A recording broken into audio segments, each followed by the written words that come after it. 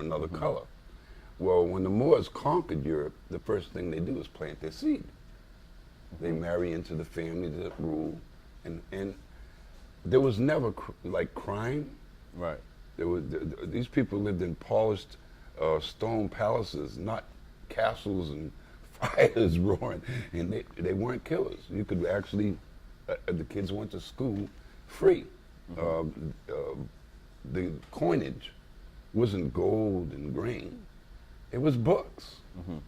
You were considered wealthy by the amount of books and scrolls and wisdom you had. And anybody that traveled through there was guaranteed safety. If they had no food or a place to stay, they were welcomed in. So it was real for civilized. 800 years in Spain alone. Now, Cape Verde was settled by the Spanish.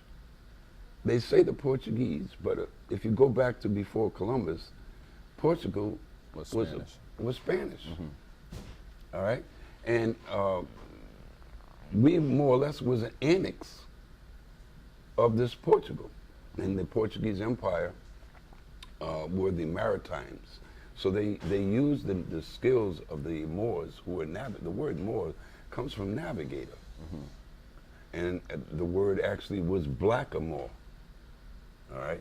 And almost all your royalty, their bloodlines will come back to the Moors, or the Hebrew. So what we saw was a Greek and Roman Empire that replaced the true history. And then came over here and built a new Jerusalem at the cost of killing off all the shamans and the dark-skinned natives and wiping out anything that would bring up the past. So basically, Cabo Verde were the hybrids of that whole action. These were the children that were born on these islands from Africa. And they were Moors and Jews. They were not slaves.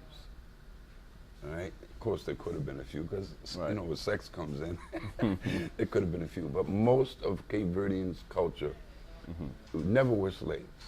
They were Jewish, or they were Hebrew. I mean, not Hebrew, Muslim, Islam.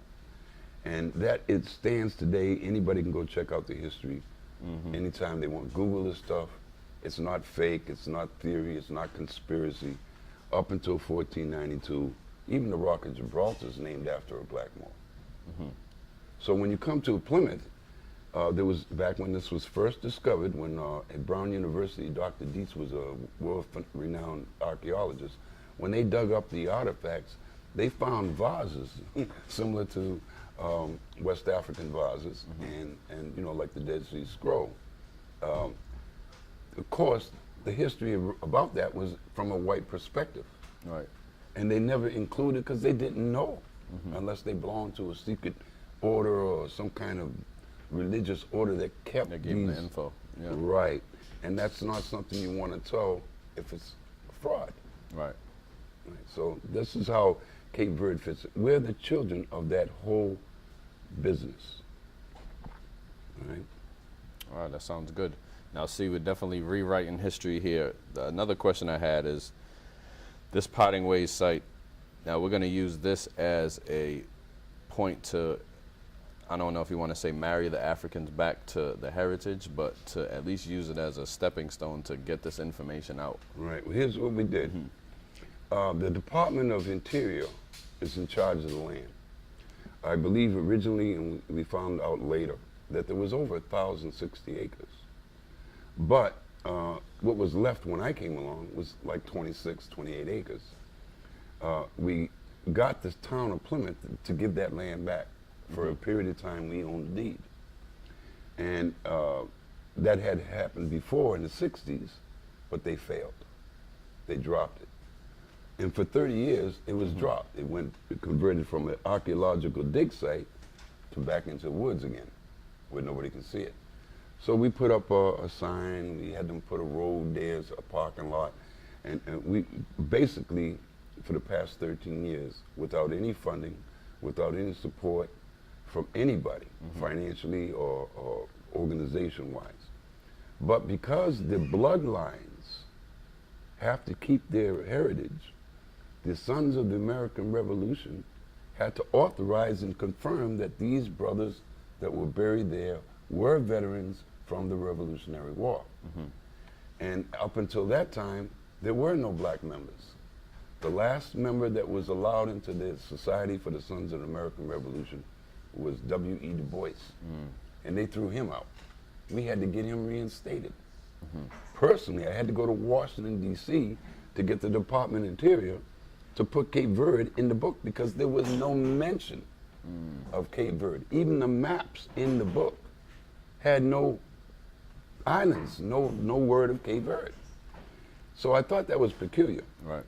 And the more I did the research, the more I found out why. And it's all about real estate. And right now, we're at a stage where the entire world is transfixing from old to new. They realize that we have to update history, revise history. We have to change the condition that we're in, and you can't do that not knowing your past. The secret to the future, or the success of your future, is knowing your past. Right. All right? Without your past, you're going nowhere.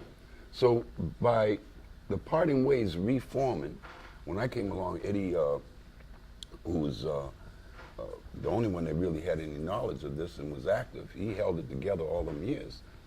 He was welcoming me to join on as the Cape Verdean part of the African American history. So our charter reads the Afro-American ethno-history. Okay, so in other words, there's no books. There's no history written down. It's not supported by today's media or today's schools and so on. So this is virgin to the ears of our children. This is virgin to the teachers of our children. I'm dumbfounded that historians either are not telling this history deliberately, or they don't Or even they don't know. See? Now, that activity caused the problem. The problem was, do we spoil what we told everybody about history and let these black people tell the truth and ruin our stronghold over that, you know? Or do we collaborate? Well, fortunately, on April 7th, they made a commitment to support Parting Ways 100%. So that's where we stand right now. That's a good thing. I'd like to touch on maybe one more thing. Can you give us maybe like a little bit of story or a little history of the 4 soldiers that are buried at the site and their relationship with President Washington? Well, okay, here's the best part about this story. I should know every detail. In fact, the president of the organization should know every detail. But the history books and records and documents are in the hands of these organizations that are direct bloodlines, such as the Massachusetts Society of the Sons of the American Revolution, such as the Freemasons, such as the historical societies, the museums. And one has to ask themselves a question, and that question is, if we don't do for ourselves, what reason